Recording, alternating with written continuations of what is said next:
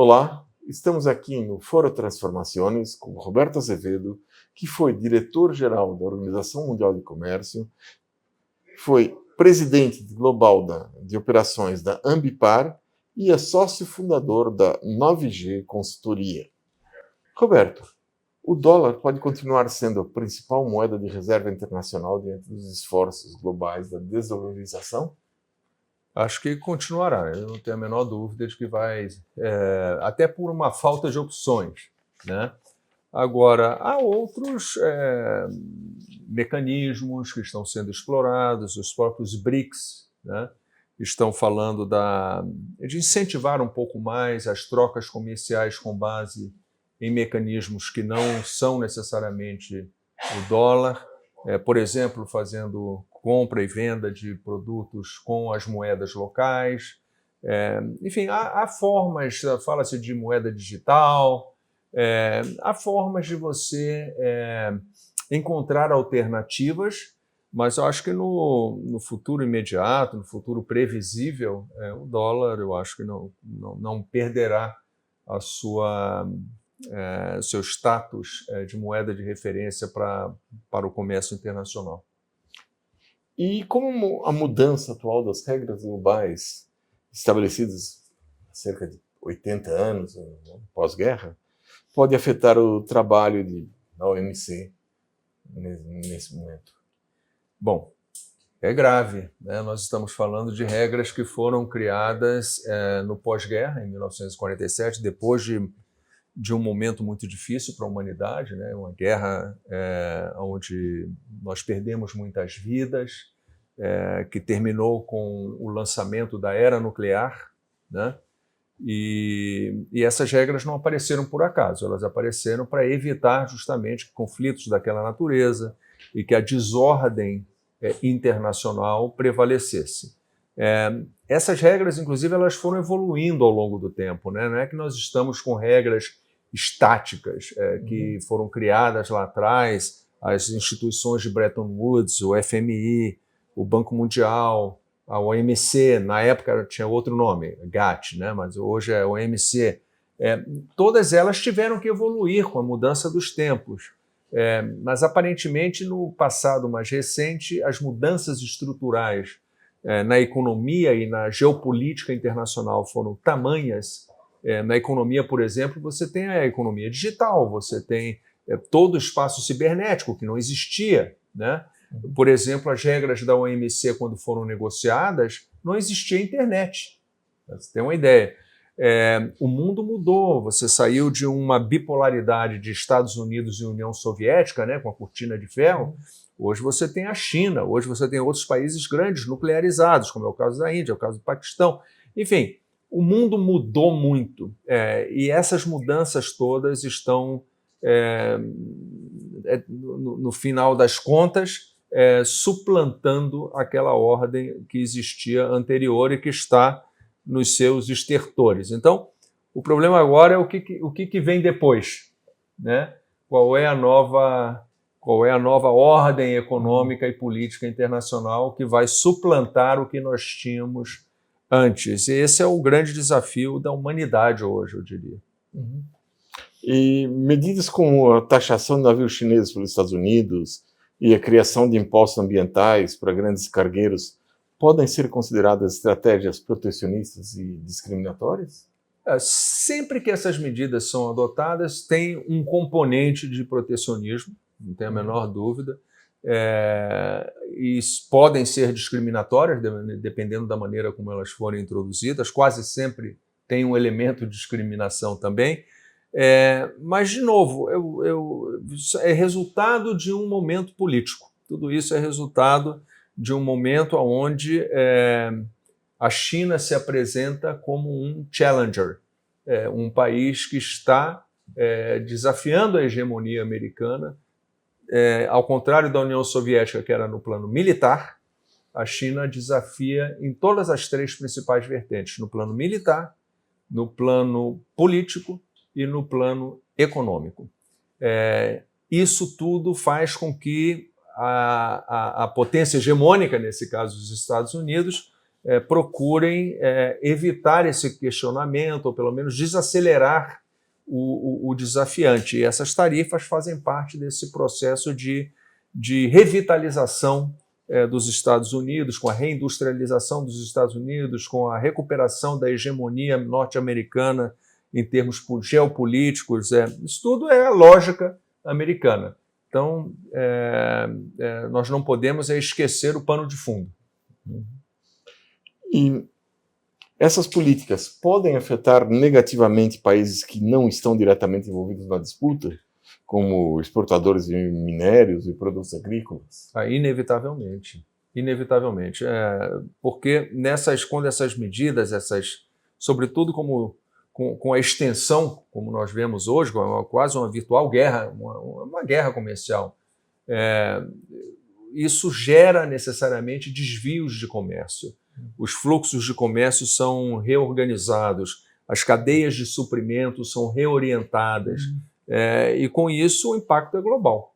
Então, países que antes, por exemplo, exportavam para uma determinada região, de repente vêm suas exportações comprometidas com sanções ou com sobretarifas, e o oposto também acontece. Oportunidades se abrem em países, é o caso, por exemplo, das commodities alimentares. Se a China impõe sanções ou sobretarifa nas importações provenientes dos Estados Unidos na área de commodities alimentares, outros exportadores podem se beneficiar. É claramente o caso do Brasil, de outros países do Mercosul e outros supridores de produtos agrícolas. Então, esses desvios de comércio são naturais nessa situação. E nessa situação, o outsourcing tem dias contados? O foco deve passar pela autossuficiência dos países? Há uma tentativa. Essa tentativa da autossuficiência ela não é de hoje. Ela começou já há um bom tempo, mesmo antes da pandemia e depois com a pandemia, aí sim ainda mais, sobretudo quando a China se posicionou como a fábrica do mundo, né, como uma grande supridora. Alguns países começaram a se sentir desconfortáveis com o fato de que eles dependiam significativamente das importações de terceiros países para tocar atividades do dia a dia, no seu cotidiano. E com a pandemia, esse sentido de necessidade de autossuficiência foi mais exacerbado a partir dali. Só que a autossuficiência ela é impraticável, né? Você até, em algumas situações, você consegue ser autossuficiente, mas é um custo muito alto, um custo que é alto para a sua sociedade, para o seu cidadão, e de uma maneira que não é ótima para a economia. Em outras situações, a autossuficiência não vai existir, ponto. Porque você, por exemplo, não produz ou não tem os materiais, não tem os insumos no seu mercado, ou não tem a tecnologia, ou não tem os recursos humanos. Então, a autossuficiência pode ser um desejo, um sonho, uma utopia, mas é uma utopia muito cara para aqueles que perseguem a autossuficiência. Hoje em dia, o Brasil é uma potência média, com 210 milhões de habitantes, um território continental, o que tem o objetivo de se tornar um país desenvolvido. Com a possível retração dos Estados Unidos na liderança do consumo global, quais as novas oportunidades que surgem para países como o Brasil, Espanha, e como aproveitar esse cenário? Olha, eu acho que esses países que têm esse potencial, Brasil, Espanha, etc., não precisam de uma retração na liderança dos Estados Unidos ou de quem quer que seja para se posicionarem. O futuro do Brasil, o futuro da Espanha, o futuro de Portugal está nas mãos desses países. É adotar as políticas públicas adequadas, que sejam competitivas. O Brasil, por exemplo, tem uma tradição histórica de privilegiar o mercado interno, e com isso as empresas ficam muito cômodas, né? Com a proteção na fronteira e com o mercado cativo dentro das fronteiras brasileiras. Eu acho que uma maior abertura comercial, uma estratégia que procure vender a nossa produção, os nossos produtos, os nossos serviços para o mundo, não para o mercado interno, isso sim tem a capacidade de alavancar esses países para um novo patamar de desenvolvimento.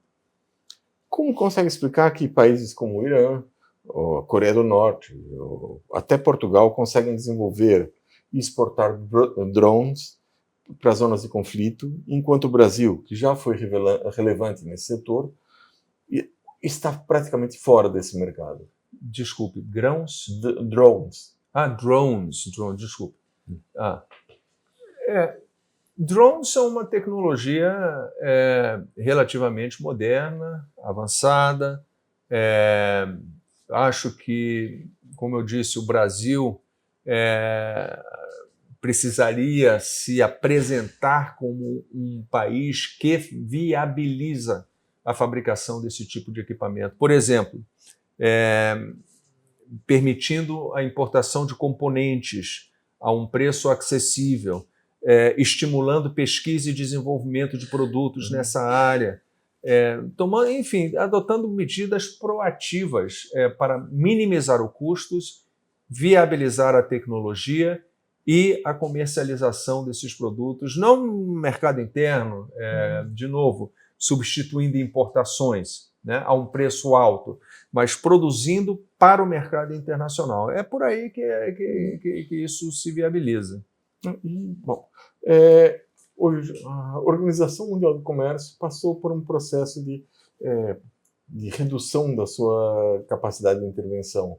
Hoje ela ainda é relevante? Ela é mais relevante do que nunca, porque justamente nos momentos de crise em que você precisa de regras, precisa de foros de discussão, de debate, o que não significa que isso vá acontecer. Essa é a realidade. Hoje, 85% do comércio mundial não passa pelos Estados Unidos. Então, os membros da OMC podem perfeitamente se organizar no sentido de continuarem respeitando as regras no comércio entre eles, procurando minimizar o impacto que inevitavelmente vai acontecer quando esses acordos bilaterais entre Estados Unidos e os outros parceiros comerciais forem acontecendo, porque haverá elemento de discriminação nesses acordos, haverá desvio de comércio nesses acordos, mas em vez de se abandonar as regras, se desistir, né, eu acho que os demais membros da organização deveriam buscar, junto com os Estados Unidos mesmo, repensar o comércio internacional, repensar as bases em que o comércio internacional acontece. Não é de hoje que os Estados Unidos estão reclamando da assimetria de tarifas, em que eles têm tarifas baixas e outros países têm tarifas mais altas. A China, por exemplo, tem tarifas mais altas que as americanas, Brasil e Índia muito mais altas que as tarifas americanas. Os americanos dizem, olha, não tem nada hoje que justifique uma assimetria desta magnitude. Talvez uma assimetria diferente, menor, mais moderada, mas dessa magnitude não. Mas as negociações nunca avançaram e essas tensões elas foram continuando, elas foram se agravando e terminou onde nós estamos hoje, com essa ruptura total. Quem sabe isso seja o estopim para uma nova mentalidade, para uma nova postura, a de realmente sair da zona de conforto e procurar soluções que viabilizem um mundo menos imprevisível, menos disruptivo. Bom, estamos aqui com o Roberto Azevedo no Foro Transformações.